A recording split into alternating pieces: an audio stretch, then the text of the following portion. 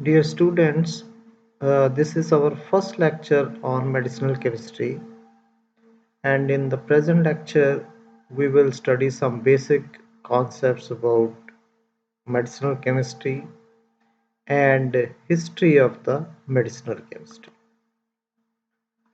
Medicinal chemistry is basically, we can say, is an interaction of chemistry and pharmacology, wherein we emphasize about the identification, synthesis, and development of new chemical compounds which are suitable for medical or pharmaceutical use.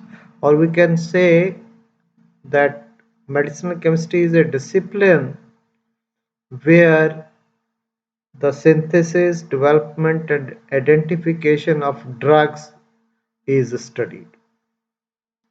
Medicinal chemistry basically is an interdisciplinary science which involves the contribution of various types of branches of chemistry or biology or mathematical sciences. Different branches of sciences, they contribute to either identification or synthesis or development in their own ways. For example, organic chemistry is the core of medicinal chemistry, wherein all kinds of synthetic medicines which are developed in laboratory, they are basically with the help of organic chemistry. Then the drugs which are used as natural products, they come from phytochemistry. Natural products, they are used for the isolation of various drugs which are developed from natural products. Then role of biochemistry, physical chemistry is also important because we need to know the physicochemical aspects of different types of drugs which are studied under physical chemistry. Then statistics, computational chemistry for QSAR studies, molecular biology, which gives us an idea about the various types of biological activities which the chemical compound which has been developed can have. Then toxicology is also one of the most important thing, because when we are to use these drugs on animals and human beings, then toxicological studies, they are must.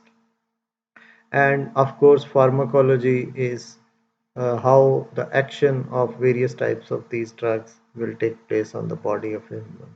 So all these branches, they collectively contribute towards the development of medicinal chemistry, and that's why we say that medicinal chemistry is an interdisciplinary science.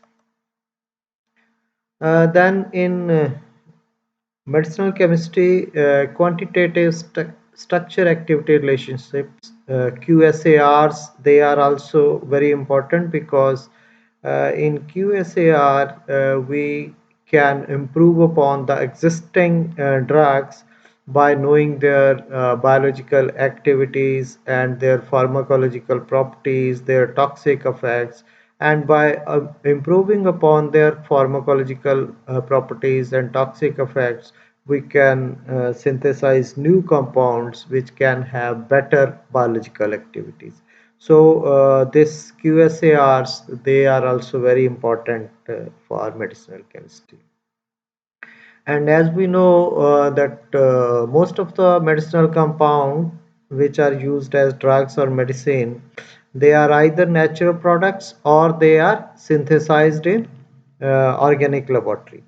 So majority of the compounds, they are organic in nature. However, some inorganic compounds, they have also been used as drugs. For example, most common example is cisplatin, where platinum metal based compounds, they have been used as anti-cancer agents.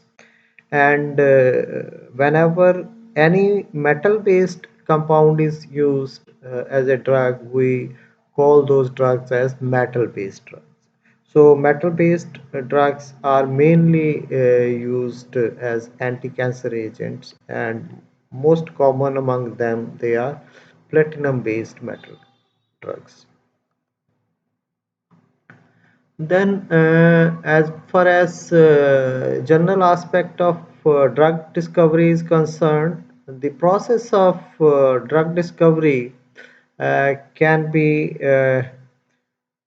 differentiated into three different steps. The initial step, which is the discovery, the drug discovery, this involves first the identification of the new active compounds, and these new active compounds they are often called as hits or leads, and these hits or leads they come from the screening of many compounds which are either synthesized in laboratory or they are isolated from the natural source such as plants, animals or microorganisms. And all these hits and leads they have the targeted biological properties. So this is the initial step of drug discovery. Then after this, the optimization of these hits or leads is done, and this involves further chemical alterations through SARs, that is structure activity relationship, which enhances the biological and physicochemical properties of any hit or lead. And these chemical modifications they can improve the binding properties and interaction of the leads or hits, and then they can also improve on their affinity and pharmacokinetics and reactivity stability during their metabolic degradation. So after this optimization of the leads or hits, the final step is about the development of the drug. The final step renders the lead compounds which are suitable for use in clinical trials. After this optimization step, then they go through synthetic route for bulk production, and then preparation of a suitable drug formulation is done. So this completes the process of drug discovery through these three steps, that is discovery, optimization and development of the drug. As far as history of drug discovery is concerned, as we know that in the earlier days, most of the drugs which were used, they were plants, or we can say only drugs which were used, they were of natural origin. And this use of plants as drugs is recorded in the earlier civilizations in Babylon, then Egypt, India, and China. And most important among the recorders of the earlier days for plants having therapeutic properties was mainly Greeks and Romans, and Hippocrates, Dioscorides, Pliny, Galenus. They were the important botanists which have recorded the various biological properties of different types of plants. And the most common literature which have been recorded in Middle Ages is Materia Medica and Pharmacopoeia, where traditional uses of plants as drugs have been recorded. Then, continuing those traditions, then some herbal plants they were recorded by Grad, Parkinson, and Culpeper in their recordings, and they have uh, recorded the widespread use of herbs as drugs in 16th century or 17th century.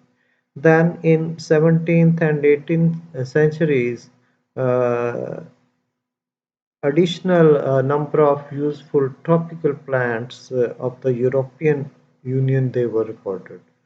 And 19th century also saw the beginning of modern organic chemistry and consequently development of medicinal chemistry was achieved.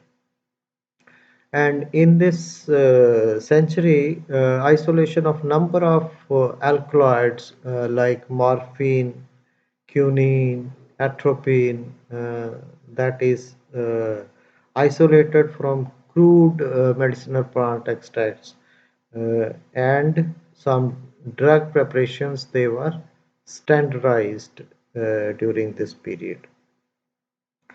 As far as general anesthetics was concerned, they were introduced in surgery from 1842 onwards, and at those times, most commonly used anesthetics they were diethyl ether, nitrous oxide, and chloroform. And in those times, the antiseptics which were most common, they were iodine and phenol, and they also led to an important contribution in the success of surgical treatments. Then hypnotic activity of chlorol was also reported in 1869. And then some inorganic compounds, they were reported in 1910 by Paul Ehrlich and Hotta, and this was the first synthetic drug, salvarsan, which was used, and it showed some reliable biological screening, and through evaluation processes, this was used as a synthetic drug. Then Ehrlich recognized that biological and toxic properties of drugs they were very important for screening different types of synthetic compounds, and he showed that more effective drugs they showed a greater selectivity for target microorganism than its host, and consequently he developed an index which is called as chemotherapeutic index, according to which he defined it as minimum effective dose divided by maximum tolerable dose is what known as chemotherapeutic index.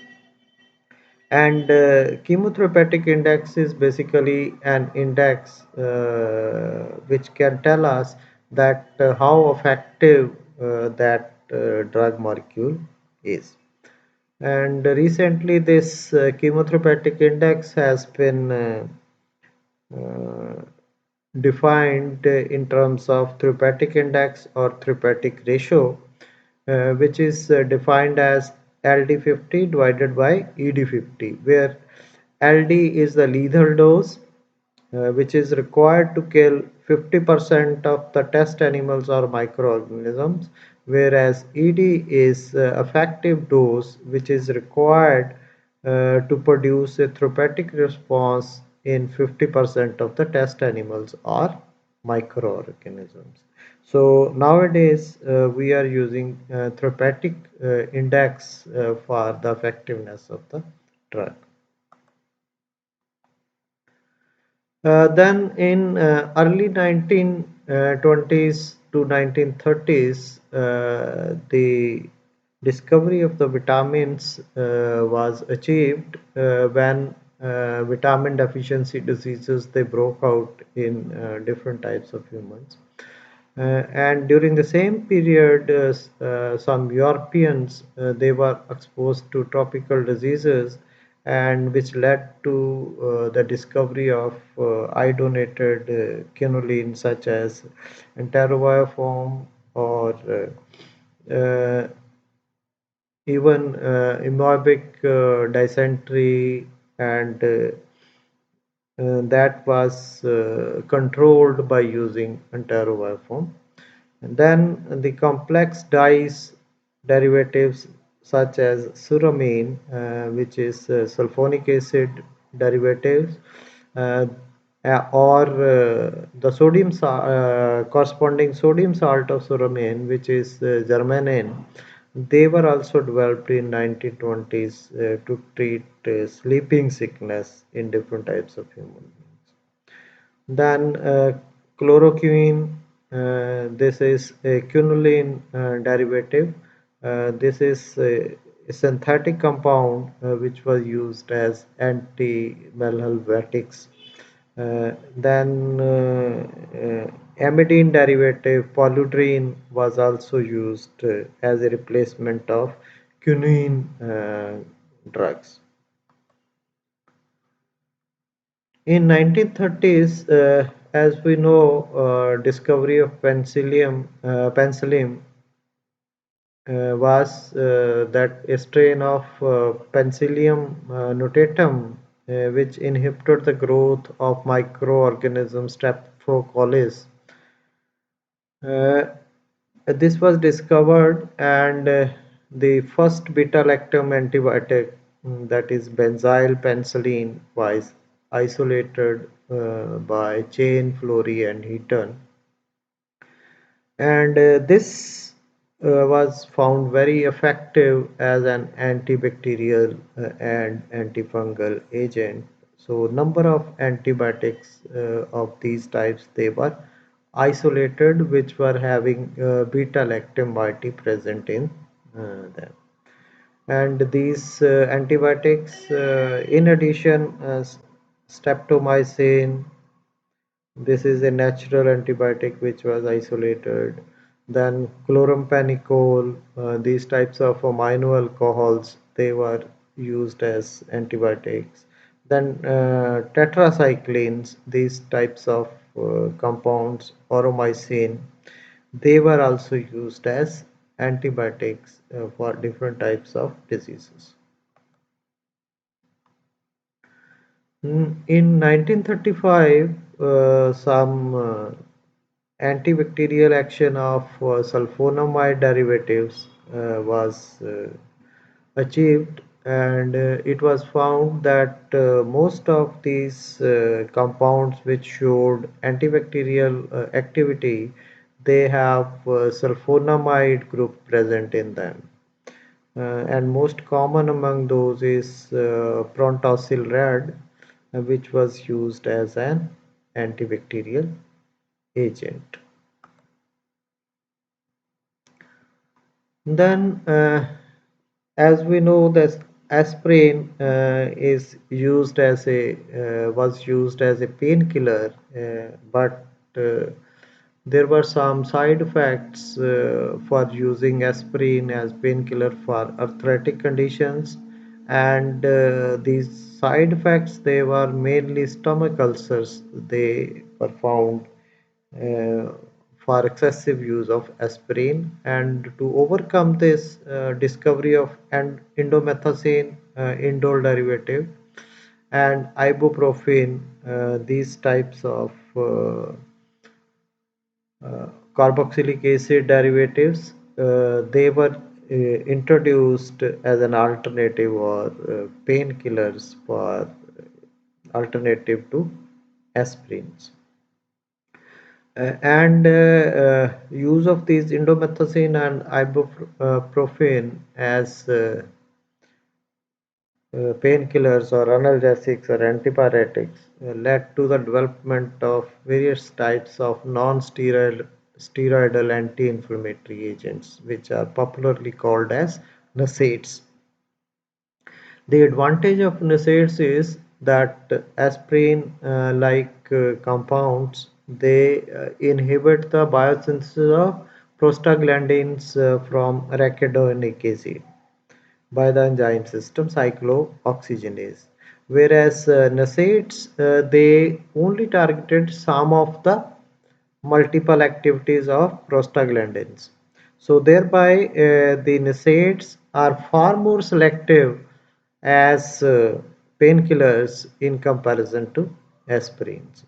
So therefore, different types of NSAIDs they were introduced in with the passage of time, and in 1999, Salicobex having this type of diazo compound derivative, heterocyclic compound, and Rofecobex, this type of lactam derivative, which is again having a sulfoxide substitution at the aromatic ring. They were introduced as selective cyclooxygenase inhibitors. Then recently, these cardiovascular compounds they showed some side effects, and Rofecobex this has been withdrawn from the market because of the side effects in cardiovascular diseases. Then another important development in the history took place in 1960s when this thalidomide was introduced in the market as a drug, and it was used as a sedative. But when this was used by pregnant women, this led to the birth of deformed children. Therefore, the vigorous studies on thalidomide they were done, and it was found that thalidomide was being given as a racemic mixture of the drug. And when the two isomers of this drug they were studied, it was found that only R isomer has the desired sedative effect for which it is being used as a drug, whereas S isomer this affects the embryotoxic or teratogenic effects in the body.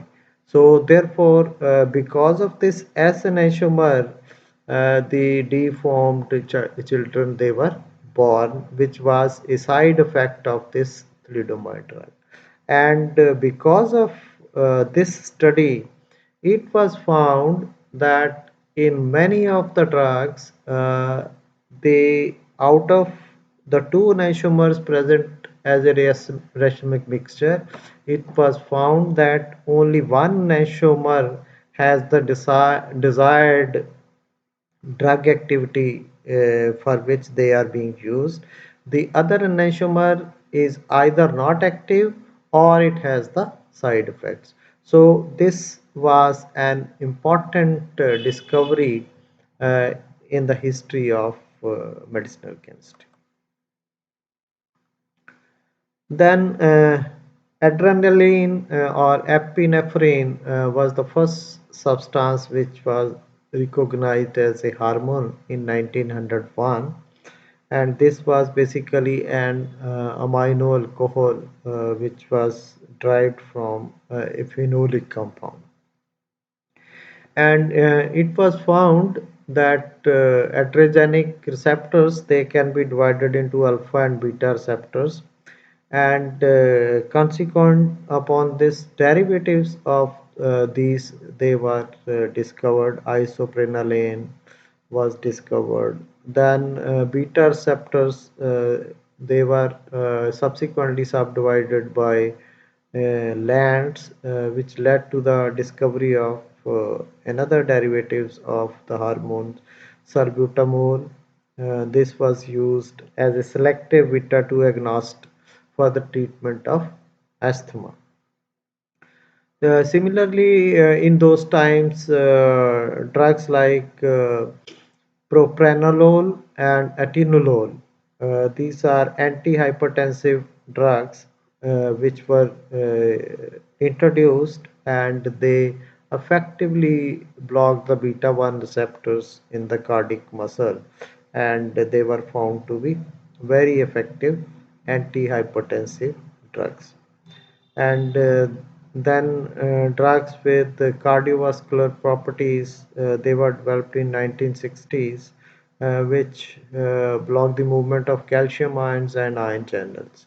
And most common among these drugs was nifedipine, which was having a dihydropyridine system present in it. So these are basically known as calcium channel blockers, which were developed in 1960s. Then ACE inhibitors, angiotensin converting enzymes such as captopril, these were again heterocyclic carboxylic acid derivatives, which were again found to be having antihypertensive activities. And similarly, for the control of high cholesterol levels with the cardiovascular disease led to the development of cholesterol biosynthesis inhibitors, and most common among these cholesterol biosynthesis inhibitors, they are statins. And most common on those times, they were lovastatin and simvastatin as the drugs which can reduce cholesterol levels in the body. Similarly, during 1950s to 1960s, the antidepressants and antipsychotic agents, they were developed, and most common among these antidepressants and antipsychotic agents, they were derivatives of phenothiazines or benzodiazepines. Benzodiazepines, they were the heterocyclic compounds which were generally present, and these compounds were found to be very effective as antidepressants and antipsychotic agents. For example, chloropromazine and imipramine, Librium, Valium, all these they were either used as antidepressants and antipsychotic agents. And Valium, is very common among the use as diazepam.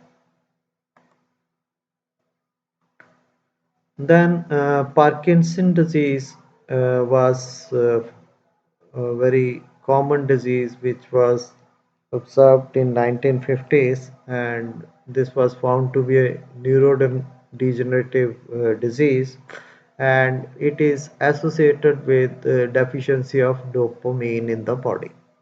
So L-DOPA, this is the structure for L-DOPA.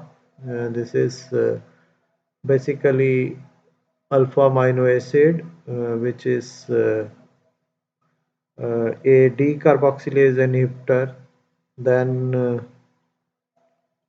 the derivative of this L-DOPA is carbidopa, which was this is a amine, whereas this is hydrazine, and this was developed to increase the amount of L-DOPA reaching the brain by preventing its decarboxylation before it reached the blood-brain barrier.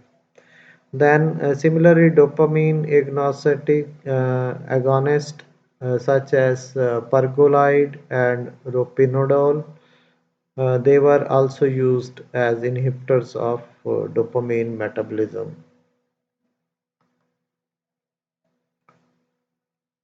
Then uh, with the passage of time, a major problem associated with many infectious disease treatment was that development of resistant organism was observed. and it was found that viruses, bacteria, and parasitic organisms such as malaria, they led to the development of resistant organisms in the body.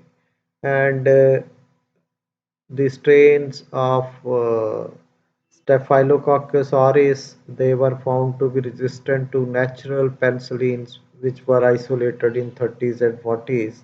And then there was a need to develop antibiotic agents which are effective against those strains which were found resistant to natural penicillins. And in 1959, the isolation of this compound, which is the core of the penicillin, 6-amino penicillinic acid, was achieved. And then from the 6-amino penicillinic acid, different types of semi-synthetic penicillins they were synthesized in the laboratory, and most common among those are amoxicillin, ampicillin, and methicillin. So all these semi-synthetic penicillins they are derived from 6-amino penicillinic acid by side chain modification of the amino group present in 6-amino penicillinic acid. For example, in this case, this uh, amino carboxylic acid derivative of this 6-amino penicillinic acid was found to be amoxicillin. Then modification by this amino acid led to the formation of ampicillin. This aromatic carboxylic acid led to the development of methicillin. So all these they are derivatives of 6-amino penicillinic acid. Similarly, these phallosporin based beta lactam antibiotics they were synthesized in the laboratory from the core of cephalosporin, that is 7-ACA, 7 amino cephalosporinic acid, that led to the derivative of many semi-synthetic cephalosporins.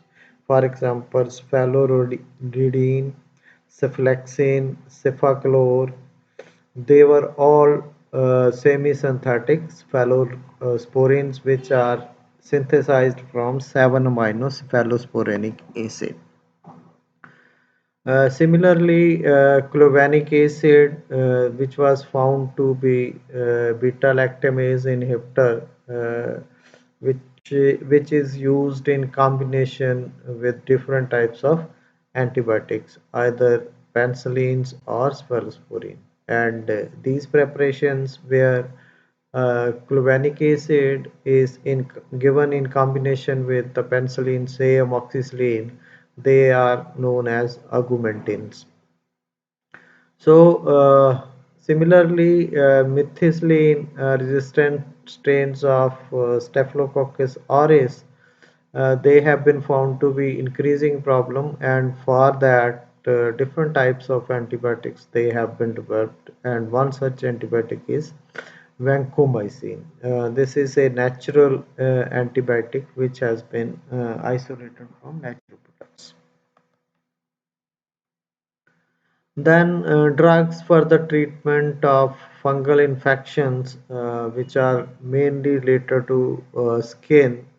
Many antifungal agents they have been developed as drugs during 1950s, and most common among these antifungal microbial metabolites they are graciofulvin.